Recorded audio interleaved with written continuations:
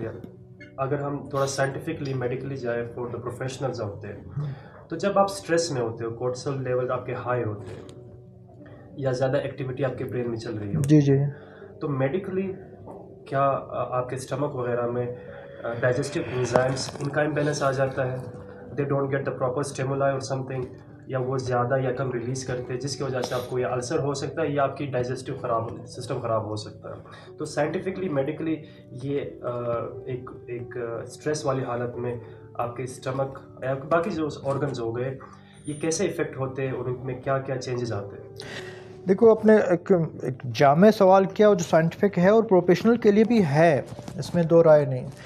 कि स्ट्रेस हम इसको कहते हैं the major killer, the biggest killer I can say. Disease, तमाम डिजीज़ को अगर WHO के भी आदाद शुमार ये हैं कि फर्स्ट नंबर पे इस वक्त कार्डियोवैस्कुलर हैं, सेकंड नंबर